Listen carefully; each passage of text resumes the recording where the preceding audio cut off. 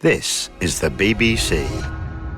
Hello, it's Victoria in the Ukrainecast studio in London. And this is Anastasia from the Russian service in Riga. Now, obviously, we're going to spend much of this episode of Ukrainecast talking about Mariupol and how the battle for the city is either over or coming to an end. But first, we want to play you an interview with a woman who gave birth while bombs were falling around the hospital she was in. She's called Natalia, and she is a surrogate, and she's alongside Olga Pysana, who is a surrogacy advisor at the World Centre of Baby in Kyiv. Natalia, I want to ask you about the 25th of February, which was the day after Russia invaded Ukraine, and you were at a hospital on a road which the Russian army used to advance into the capital. Tell us what the atmosphere was like at that time. Яка атмосфера? Всі були в кіпіші, якби так, ну. The atmosphere there was very hectic. People didn't know what to expect. People didn't understand. The war has started. It was very unclear what was going on. And at what stage of labour were you when the hospital started to be bombed? Перший раз, коли рядышком... On the 25th of February, Natalia she started having contractions. This is just before the first major explosion happened when they shot at the maternity hospital. And can you tell us what it was like as you're in that hospital having contractions and the building is being shelled? Мені було дуже страшно. Natalia was very, very scared after the explosion. And because of how scared she was, her contractions stopped. And, she was meant to have a natural birth, but her contractions stopped and she was rushed in to have an emergency C-section. And so the contractions stopped because of the stress, because of the fear, because of the trauma? Конечно. Yes, exactly. From the beginning of the contractions to having your cesarean section, how many hours was that? Где-то полчаса. It was about 30 minutes. So at first, Natalia had some medication because the doctors were still hoping that she would give birth naturally. But after 30 minutes, around half an hour, they decided to do the C-section. And after the emergency surgery, how did you feel when the little boy was alive and well? Я рада була, що все пройшло благополучно. It was such a relief understanding that he was okay, he was fine, he was well. Because before, when it was, when things were getting heated up with the Russians advancing and the bombings intensifying, her biggest fear was that what if something happened to him? And what if something happened to her?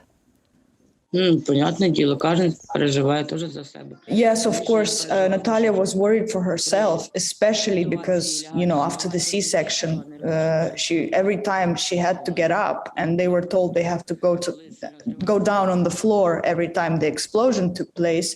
She was worried that her stitches would somehow, open up. And this was a real fear.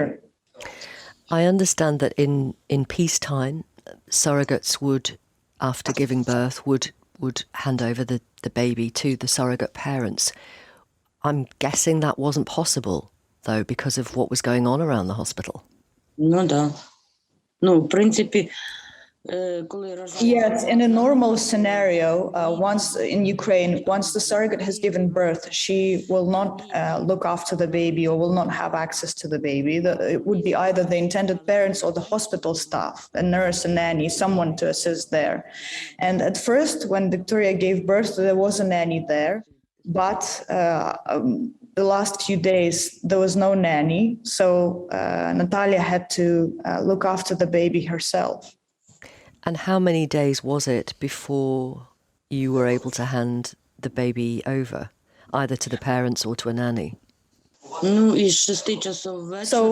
the nanny left in the evening, and the next day, on the 1st of March, Natalia met up with the intended parents after her evacuation in Kiev. I see. And can I ask, did it Did it make it harder to hand the little boy over because you'd had those extra days with him? Тяжело було за то, що The most difficult part for her was the evacuation, the running away from the evacuation from the maternity hospital. But there was no difficulty in giving the child up, because from the very beginning she knew that this baby is the intended parent's baby, and they were waiting for the baby as much as she was waiting for her own children when she was pregnant with her own kids. Right.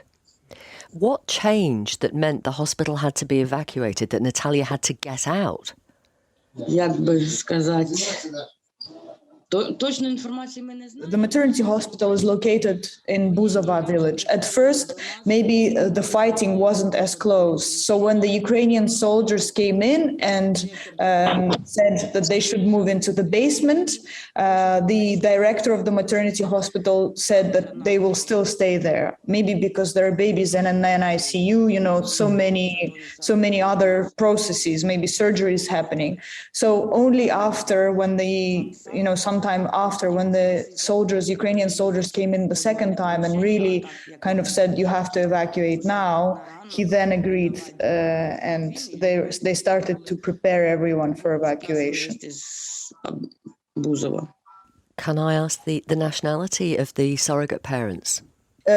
They're from Sweden. They're Swedish. And Natalia, how are you now, having gone through that experience? Последствия свої дало на здоров'я.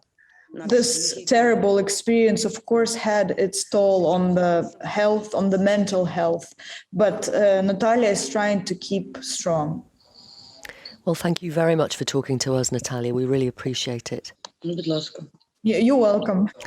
Olga, I wanted to ask you, as a surrogacy advisor in a country which is invaded by its neighbour, I mean, there must be all sorts of extraordinary stories of intended parents and surrogate mums. I mean, have there been parents who've come into Ukraine in the war in order to collect their baby?